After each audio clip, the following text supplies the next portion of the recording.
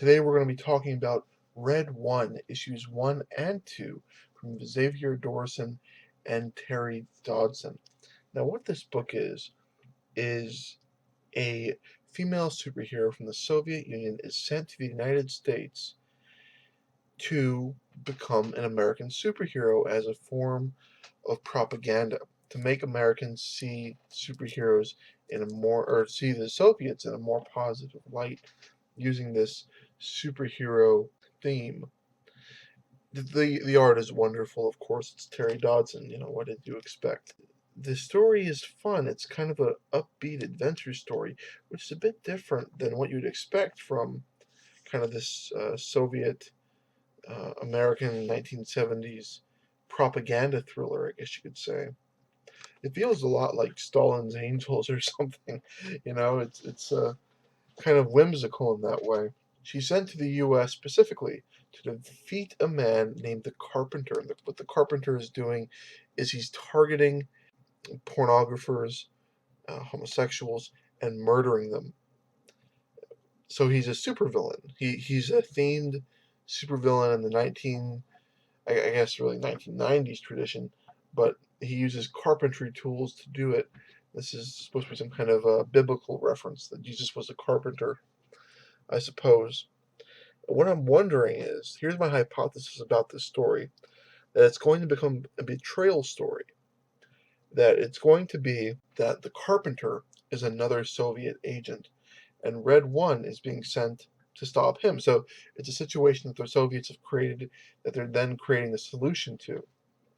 And this is supposed to be pro-Soviet because the carpenter people, the people who are attacking pornographers and homosexuals, these people are also rabidly anti-communist and always talking about the commies. And they don't shy away from showing the discrepancies in wealth and the Machiavellian nature of the Soviet Union.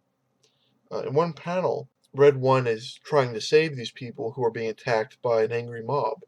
This is a porno party. It's directors, porn stars, producers, all from the porn scene, and she's ordered to leave them to Carpenter.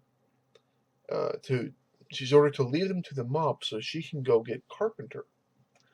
Now, what she says is she says you can't, but what her handler tells her is, "What do you think I'll do to them if you don't obey this order?"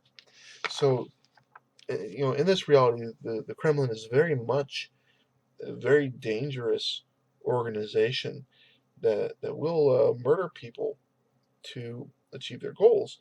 But this is a bit different. This is a bit confusing because Red One is a very positive, upbeat, sexually liberated character who is who's just very fun, very positive. So that's what I'm thinking they're going with this. They're not trying to make the Soviet Union look good or say that they were immoral, but they're trying to do a Soviet propaganda story through the lens of American superheroes, through the lens of what the Americans think about. And that makes it one of the most interesting books because it's still a fun adventure book. You have to understand that. It's still very fun. They're not kind of making it weighty like Jupiter's Legacy just kind of gets bogged down in this time this period piece stuff. It just kind of loses its fun because they're trying to tell this story about this guy who's a secret homosexual superhero, and Herbert Hoover is trying to blackmail him. This doesn't get weighted down in that. It's a fun adventure with this statistically improbable proportioned woman. you know? And so I'm actually really looking forward to more of this. So check it out. I really hope that they don't make the communist good guys in this because that is just unfortunate. I guess really what would happen is that Red One is also duped by the Russian government. I guess is really what's happening here. That's all for now, guys. Talk to you later. Remember to like, comment, subscribe, and check out my other projects. Thank you.